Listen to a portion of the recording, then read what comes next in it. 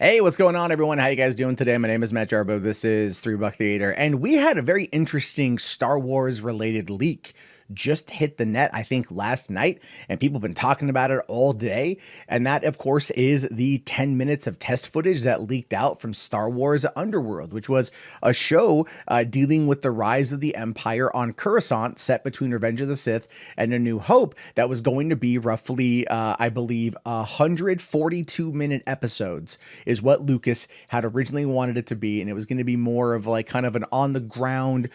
My interpretation was more of like a building of the rebellion. It was going to be about the rebellion rising up against the Empire, the roots of that leading in obviously to the events of what happened with A New Hope and going into the original trilogy. And the first test footage dropped, and out of this video, it's about 10 minutes long, but the first 5 minutes are what they filmed. That's going to be the test footage for that, giving us an idea of what to expect. And I'm not going to lie, it was not very good. And I might be alone in that one. I've watched it twice now. I love the aesthetic. I like what they were attempting to do, but nothing about it really wowed me. And I don't know if it's just because it felt clunky that this was happening at around 2011 to 2012. We don't actually know when this was shot, so the technology is a lot better now than it was then.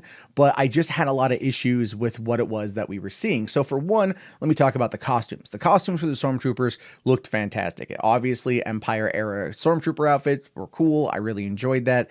The people of Coruscant being different, the different species were kind of cool. You didn't get a lot of different species, like there wasn't like any Twi'leks or any, was it the Transdoshans or any of the Greedo type character? I can't think of the name right now. There's no Wookiees and no Jawas. It was mostly humanoids, some with some different skin, and then some that weren't wearing many clothes at all. I found that to be kind of weird. I also found it to be weird that the opening of the video started with the woman Jedi. She basically is a Jedi. She's meant to be like a spy, but come on. I would argue that she's a Jedi.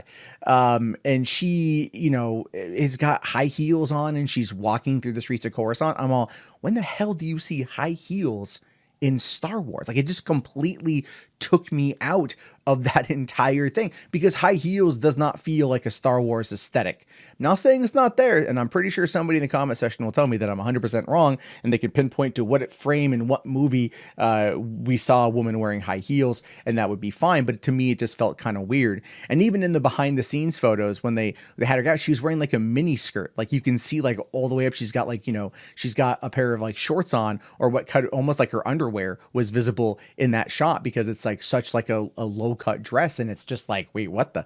Okay, fine. I mean, she was attractive, so I'm not complaining, but I just caught my attention, and I thought that was a little bit interesting. And from there, she kind of walks through, and it's just all these fast cuts of stormtroopers, and they're hassling people, and some droids above that are surveillance droids, and then her getting what appears to be some kind of data stick that can hack into a console in order to download schematics for a star cruiser or a star destroyer. And then from there, she goes and talks to there's just a gun shop right there, right there on the ground. Like, no one's gonna stop him. It's like a wall of guns. Like, we're gonna need guns and soldiers. Like, yeah, like this kind of feels like it's an out in the open sort of thing. You got the Empire rolling around constantly. They're hassling everybody. I'm pretty sure they're gonna put some kind of militaristic, some kind of law in effect that's gonna make it so you can't wield weaponry. They're gonna go and declare martial law. That's the term I want to use. And then this dude just got like a gun store. And then of course, like, they go in there and they get into a firefight, and then it just, I don't know, it just seemed so to me. Not to say, and look, here's the deal. This is test footage. This is just test footage.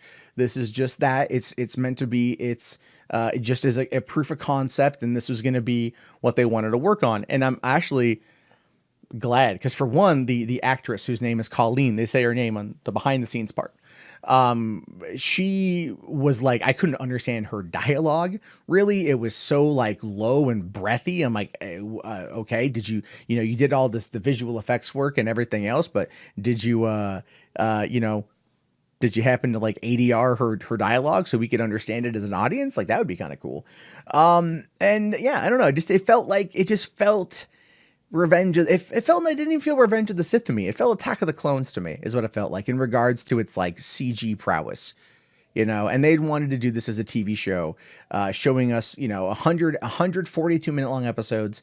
50 scripts were written. This was the only test footage we know of right now. And thanks to budgetary concerns, the show was scrapped and Disney decided to go another way. And The Mandalorian is awesome, especially with the technology that they are using to make the show. It's pretty cool. The stagecraft is great on that and it's fantastic. This one in the behind the scenes was cool because as they shot on a green screen. So they shot in a studio and they shot on a green screen.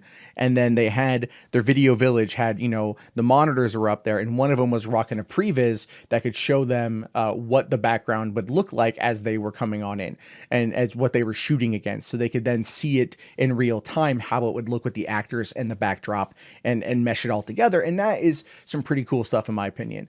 The question then is, would I have preferred to see the show over, let's say, The Mandalorian, or maybe even the early seasons of Clone Wars? If this show would have come out, I would have definitely watched it. I had heard about it for quite some time, but at the same time, now that I've seen it, I'm very glad we didn't get it. It was an interesting proof of concept that they were, it probably would have looked better once it came out. Obviously, they just wanted to establish the tone.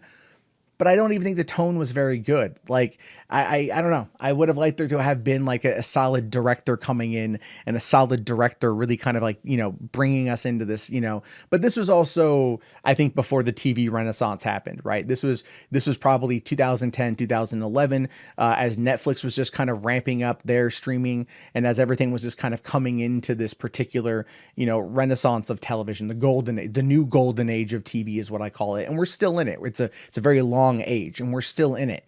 And I think that had the show been made now, maybe the aesthetic would be a little bit different. And perhaps this is something that even Filoni or Favreau can bring up again, right? Maybe they can bring up again, and if they've got 50 scripts of this thing already done, hire some people to go back through to rework it, make it in the same type of technology as as whatever it's called, as this or as Mandalorian, and then have it be that could be something that could be interesting.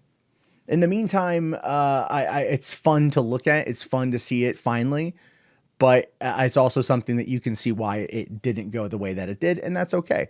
But I leave it to you guys, your thoughts and your opinions. Do you think it was interesting, uninteresting, good, bad, ugly? Your thoughts, I want to hear it. If you made it this far, do me a solid, type Underworld into the comments so I know. Be sure to like, subscribe, all that jazz. I'll talk to you guys later. Have yourself a great day, and peace out.